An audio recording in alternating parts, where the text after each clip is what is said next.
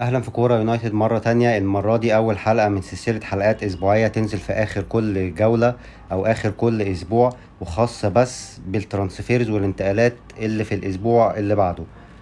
لعيبة المفروض تشتريها، ولعيبة عندك المفروض تبيعها، ولعيبة عندك ممكن تكون بتفكر تبيعهم لكن هقترح انك تصبر عليهم شوية، واللعيبة اللي المفروض تتجنبهم حتى لو ليهم شعبية في الترانسفير زي ما هنشوف دلوقتي. الترشيحات دي مش مبنية على أي إحصائيات، مش مبنية على أي أرقام غير الآي تيست، المتابعة للماتشات كلها والتصريحات بتاعة المدربين كلهم، وفهم طريقة اللعب بتاعة كل فريق، والإحساس بفورمة كل لاعب موجود في الترشيحات أو في الاستبعاد. مع الأمثلة ومع توالي الحلقات هتقدر تعرف أكتر الفكرة، الريفرنس بتاع الترشيحات عبارة عن إيه بالظبط. اول حد في اللعيبه اللي بقترح انك تشتريهم هو طبعا إيزاك اول حد يلفت النظر في الفانتازي السنه دي، طبعا بعد مستوى اللي قدمه هالاند. نيوكاسل ابتدى بشكل قوي جدا جدا جدا، وانذار كبير بيديه في اول ماتش في الموسم. على ارضهم صعبين جدا، بيلعبوا باندفاع بدني قوي جدا، رتمهم عالي طول ال90 دقيقة. الهجمات المرتدة يعني ربنا ما يوريك، سرعة وأقوياء جدا. إزهاك أنا شايف إن هو هيبقى الاسترايكر الأساسي بتاع نيوكاسل السنة دي مش ويلسون. فاللي قلقان على دقايق اللعب أنا شايف إيزاك هيبقى الاسترايكر الأساسي وهياخد أكتر دقايق لعب. الفعالية بتاعته أكبر، اللي عنده ميزة مش موجودة في ويلسون وهي الكرياتيفيتي عنده أعلى بكتير، ودي حاجة بيحتاجها نيوكاسل، لأن هو قبل كده حتى لحد الموسم اللي فات كان عنده مشكلة في تسجيل وإنهاء الهجمات، بيصنع فرص كتير مش بيعرف ينهيها. لما إيزاك وهو في الفورمة بتاعته يقدر يهندل المواقف الهجومية لنيوكاسل، ويقدر يبقى مفيد ليهم جدا أكتر من ويلسون. بيلعب وهو مستريح، لما بيرجع لورا يسيب مكانه ويستلم الكورة من ورا أو من على الطرف بيبقى فعال أكتر من ويلسون. إنما ويلسون طبعا فينيشر خطير وهيبقى ليه دقايق لعب، لكن إيزاك هو رقم واحد بالنسبة لي في الترانسفير. هيلاعب مانشستر سيتي، ليفربول، وبرايتون. الثلاث ماتشات الجايين أنا مش قلقان على نيوكاسل من أي فريق هيلعبه، اثبتوا لنا كده السنه اللي فاتت وهيأكدوا على كده مره تانية الموسم ده. يقدر يسجل في مانشستر سيتي، وطبعا ليفربول ماتش مش صعب واحنا عارفين ليه، وبرايتون اند هاف البيون برضو بيستحوذ على الكرة وبيسيب مساحات، ونيوكاسل هيبقى خطير جدا حتى قصاد الثلاث فرق دول. تاني حد لفت النظر وبقترح ان انت تشتريه جواو بيدرو. اولا سعره رخيص جدا، شكله هيبقى اساسي مع فريقه. هو بيلعب سترايكر لوحده، يقدر يلعب سنتر فيرود جنب مهاجم تاني، بيقدر يلعب رقم 10 ورا المهاجمين، وبيقدر يلعب حتى من الطرف الشمال. الكرياتيفيتي بتاعته عالية، والتحرك بدون كورة بتاعه كويس جدا. كمان هو بيبقى مستريح لما بيرجع في عمق الملعب مع السنتر ميد فيلدر، يحاول ان هو يوقف هجمات الخصم ويبتدي الهجمة من مناطق متأخرة. فاعتقد المدرب هيناسبه الطريقة دي جدا. هياخد دقايق لعب كتير جدا، شفناه كمان خد ضربة الجزاء في الدوري، شو كان خدها قبل كده في الماتشات الودية وفي أول ماتش رسمي، وجروس في الملعب وويلبك في الملعب خد هو ضربة الجزاء سددها. بالنسبة لسعره هيبقى لعيب خطير جدا. سدد 4 مرات، هو برضو جاتله فرص سهلة كتير معرفش يفنشها، كان زمانه جايب نقط أكتر. سدد 4 مرات منهم 2 اون تارجت، وجاتله 2 فرص خطيرة صنعها له تقريبا ميتوما وولبك. هو كمان اللي يخليه انا شايف يقدر يشارك في دقائق لعبة اكتر، هو متفاهم جدا مع ميتوما، بيعمل الاوفرلاب مع ميتوما لما بيسيب منطقته ويعمل اوفرلاب مع ميتوما بيفتحوا مساحات كبيرة جدا، ولعيب خطير جدا. نخش في اللعيبة اللي عندك. لعيبة مش عندك لسه، احنا في اللعيبة اللي مش عندك اللي المفروض تشتريهم. تالت حد لفت النظر طبعا ماديسون. فرقته بتلعب بستايل لعب جديد. ماديسون هو اكتر واحد هيستفيد في الفريق من طريقة اللعب دي كفانتزي كنقط. بيستلم كورة كتير جدا، وهو محور اللعب في كل مكان في الملعب. بيستلمها بيروح يقرب للي معاه كورة، ياخدها منه من اي مكان في الملعب في المنطقة الهجومية او في نص الملعب. هو اللي بيحاول يعمل يخلق الفرص، هو اللي بيحاول يعمل التمريرات الحاسمة او الكي باسز حتى. بص هتلاقيه عامل 12 كروس، رقم كبير جدا جدا يتعمل في ماتش واحد، لان هو طبعا واخد الكور الثابتة كمان كلها والكورنرات كلها.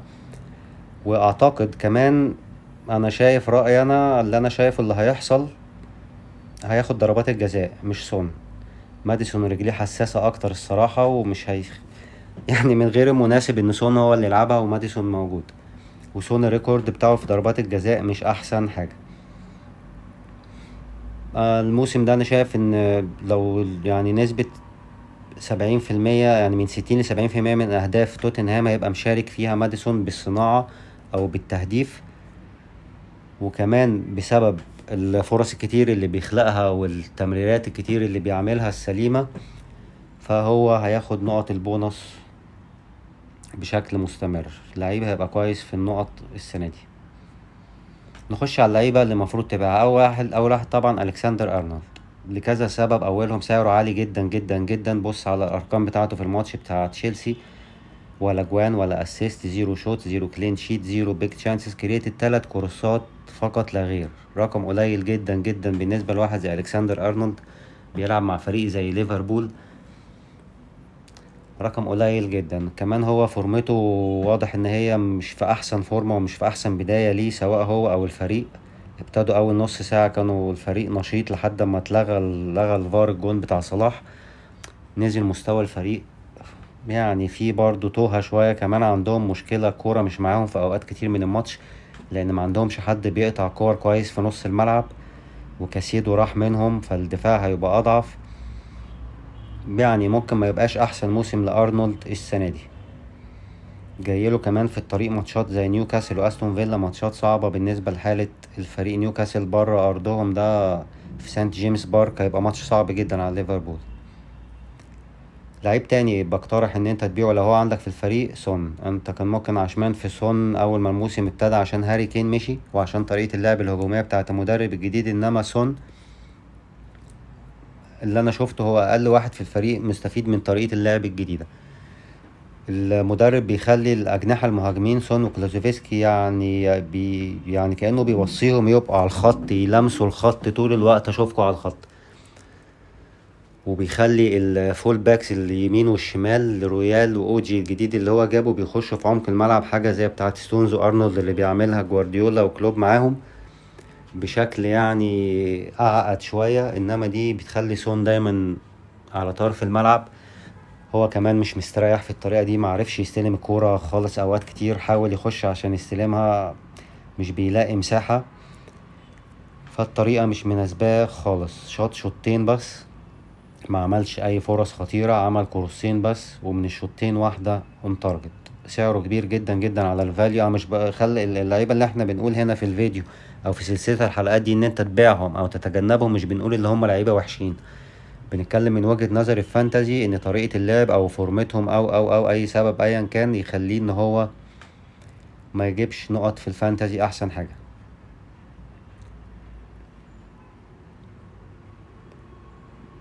اللعيبة بعد كده اللي هم لو عندك في الفريق وما عملوش حاجة كبيرة زي ما انت متوقع في الاسبوع الاول، وانا بقترح ان انت تخليهم معاك. منهم طبعا صلاح، فريقه مكسبش، تاه بعد نص ساعة، ما عملوش المستوى اللي كان مطلوب منهم.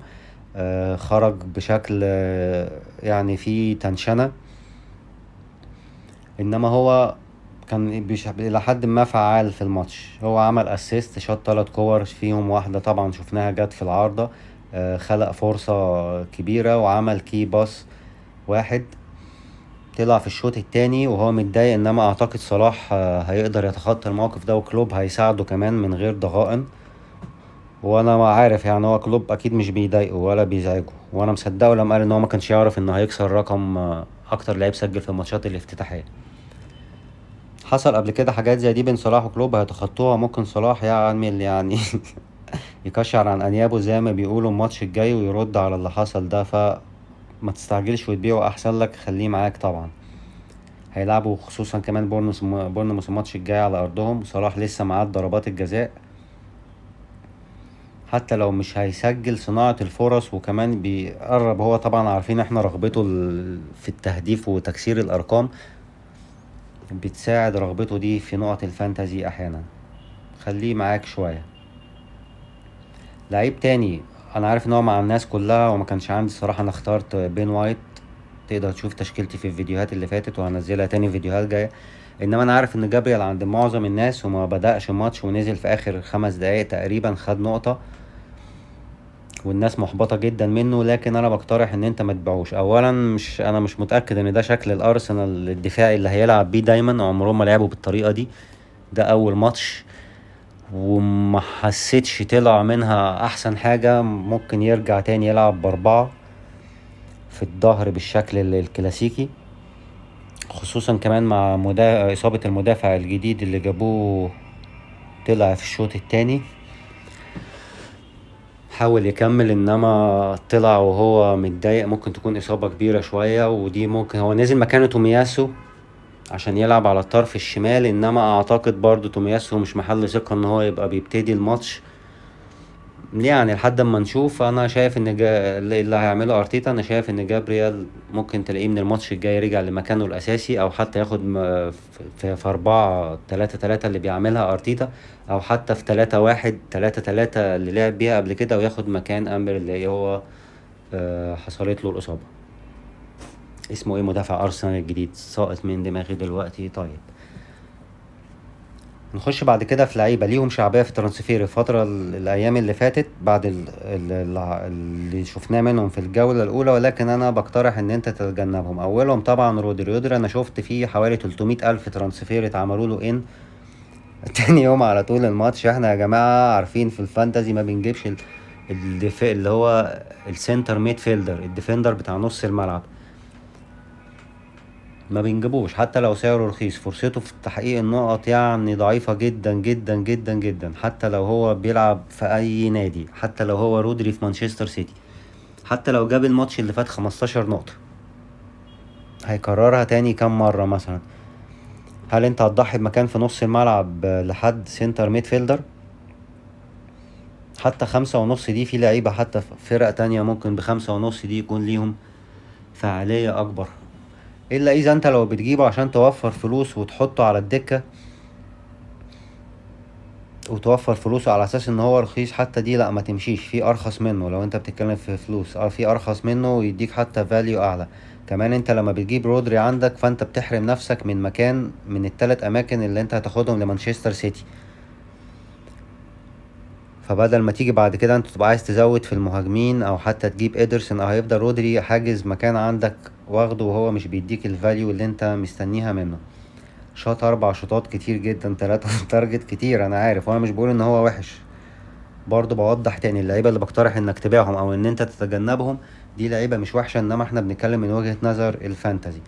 وخلق فرصه بيج تشانس كريت واحده وكي باس واحده وجونه اسيست طبعا، وضمن ال3 نقط بونص. الراجل ده بيعمل حاجات كتير في الملعب يعني. كفايه ان اقول لك ان هو بيعمل مش اقل من 120 تمريره. الماتش اللي فات مثلا الباس اكيوريسي بتاعته وصل 97%، حاجه كده لا تصدق. فطبعا اول ما هيجيب جون او اسيست ال3 نقط بونص في جيبه. لكن انا بقترح انك تتجنبه للاسباب اللي احنا قلناها. لعيب تاني بقترح انك تتجنبه حتى لو انت شفته بدأ الماتش اساسي وهيبقى المهاجم الاساسي بتاع توتنهام، الفريق اللي بيهاجم اللي مدربه جاي بيصمم على طريقة لعب هجومية. حتى لو هاري كين مشي، حتى لو احنا شفنا ريتشارلسون مع منتخب البرازيل في كاس العالم بيسجل اهداف كتير جدا، انما انا بقول لك في طريقة اللعب الجديدة ريتشارلسون ما ظهرش وما عملش اي حاجة في الماتش اللي فات. الاستحواذ مع توتنهام، برينتفورد ساب لهم الكورة وبيدافع حوالين منطقته. ريتشارلسون كان بيلعب برينتفورد ب5 مدافعين، ريتشارلسون غلطان في وسطهم.